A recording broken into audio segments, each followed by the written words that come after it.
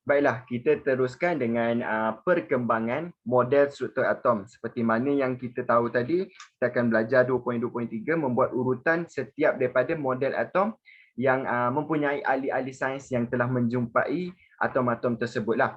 Okey, jadi seterusnya kita akan pergi ke yang pertama. Atom ni tidak boleh diperhatikan melalui mata kasar ataupun mikroskop. Seperti mana yang kita tahu, kalau kita nak tengok kuman, seperti pengkaji-pengkaji sains yang lain, kuman tu boleh dilihat melalui mikroskop. Namun dekat atom ni, bagaimana dilihat, macam mana nak tengok ke apa semua tu, kita tak boleh tengok dengan mata kasar ataupun mikroskop sekalipun. Sebabnya ianya terlalu kecil sehingga kan sesuatu tu kita memang tidak nampak. Namun ada beberapa ahli sains ni yang mana kita tahu, kita akan pelajari sebentar, nanti cikgu akan bagi tahu, mereka telah menemui atom dan juga subatom, di mana semua tu boleh diberitahu sebagai dispesifikkan lagi sebagai mereka menjumpailah, senang cerita. Okey, seterusnya model struktur atom yang diketahui sekarang merupakan hasil usaha ramai ahli sains seperti yang cikgu telah nyatakan sebentar tadilah. Dekat sini kita kena tengok betapa benda yang kecilnya mereka jumpa juga benda tu.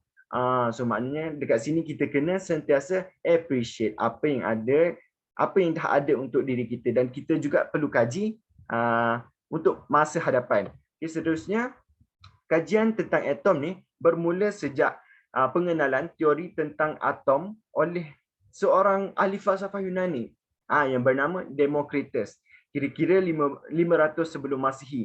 Ianya agak lamalah, pada zaman-zaman yang kita pun tak lahir lagi, atuk kita semua pun tak lahir lagi. Namun dekat sini memang memang teori tersebut telah disahkan oleh saintis-saintis buat masa sekarang. Okey, ahli sains yang telah sahkan tersebut yang diberi nama yang pertama, John Dalton pada tahun 1766 sehingga 1844, yang menyatakan jirim terdiri daripada zarah yang dipanggil atom. Seperti mana yang kita belajar tadilah, atom. So makna atom ni bercas satu bentuk sfera yang kecil dan tidak boleh dicipta, dimusnahkan atau dibahagi lagi. Sebabnya iyalah, dia memang sangat-sangat kecil. Kalau kita manusia ni, kita boleh dicipta, kita boleh dimusnahkan dan bahagi lagi. So maknanya atom ni memang tidak boleh langsung dicipta dan dimusnahkan tu. Sebabnya memang terlalu kecil. Kita nak buat sesuatu tu pun nampak pun tak kan, macam saya cakap tadi. So unsur yang sama mempunyai atom yang sama. Seterusnya iaitu J.J. Thomson pada tahun 1856 sehingga 1940. Di mana beliau telah menemui zarah ni yang bercas negatif yang dipanggil sebagai elektron. Atom sebagai sfera yang bercas positif dengan beberapa elektron di dalamnya. Okey, seperti yang anak murid semua dapat lihat gambar, dan ini merupakan gambarnya. Okey, ini merupakan elektron. Elektron ni ada cas negatif. Elektron ni mengandungi cas yang negatif. So maknanya elektron ni ada cas negatif dan bersama dengan sfera yang bercas positif. Sfera tersebut tu atom lah, senang cerita. So maknanya ada elektron positif, elektron yang negatif dan juga ada sfera yang bercas positif. Okay, seterusnya ahli sains yang dinamakan Ernest Rutherford pada tahun 1871 hingga 1937, di mana telah menyatakan nukleus sebagai pusat atom. Dan beliau juga menemui zarah bercas positif yang dinamakan sebagai proton di nukleus. Hampir seluruh jisim atom bertumpu di nukleus. Elektron pula bergerak di luar nukleus. Jadi maknanya kalau tengok gambar ni, dekat gambar ni kita boleh tengok ada nukleus ni yang menjadi pusat utama. Ada proton dekat situ. So maknanya proton yang bercas positif. So dekat situ pun di luar daripada nukleus ada elektron. Elektron yang bergerak di luar nukleus lah. Di dalam sesuatu atom. Okay, seterusnya Niels Bohr. Niels Bohr ni merupakan Niels Bohr pada tahun 1885, maafkan saya, sehingga 1962, yang menyatakan elektron ni yang ada di dalam atom bergerak di dalam petala di sekeliling nukleus. Yang ke mana kita tengok tadi ada bulat tu atom, satu atom. Yang dekat sini pula, okey, ni elektron yang bercas negatif tadi. So maknanya ada petala. Garis-garis ni merupakan petala ataupun lebih senang kata orbit lah. Orbit ni memang dia memang tak ada apa-apa, cuma menggerakkan sesuatu sahaja. Dan petala dan kita saintifikkan lagi merupakan petala.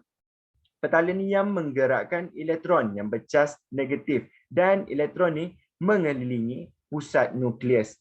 Pusat nukleus tersebut mengandungi proton. Proton yang bercas positif. So maknanya kiranya dia elektron ni mengelilingi nukleus tempat yang samalah. Sama ada tidak kira lah dalam bentuk macam ni ke, bentuk macam ni ke, dia memang mengelilingi tempat yang sama melalui petala.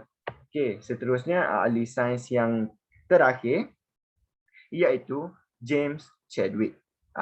Kiranya last lah jumpa untuk bagi rangkuman semua dekat sini, dan beliau juga menjumpai satu subatom yang terakhir. Okey.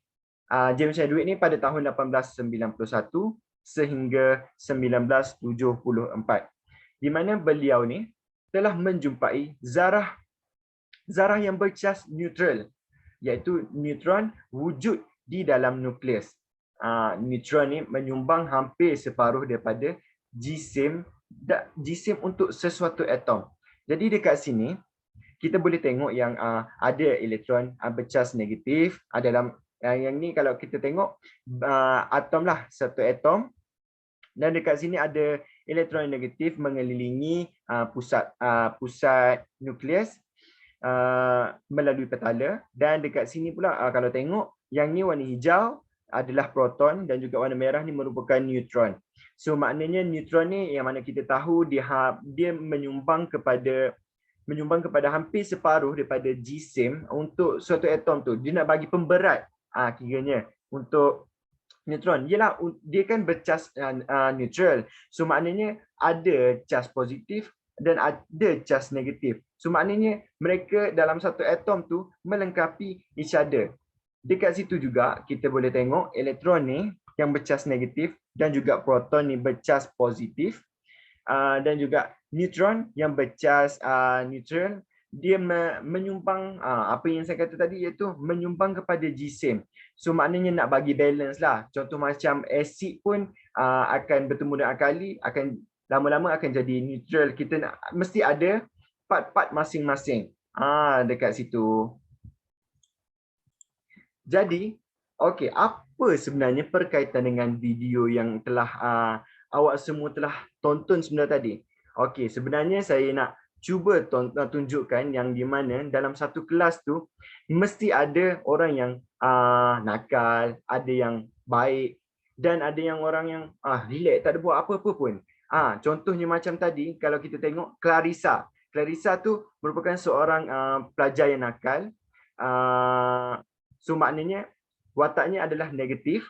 Dan juga Nabilah, seorang yang neutral, di mana ikut saja orang buat apa-apa. Dan juga yang ketiga, Asmary rasanya, nama dia macam tu. So maknanya watak yang baik. Maknanya dekat situ di dalam satu kelas tu pun ada orang panggil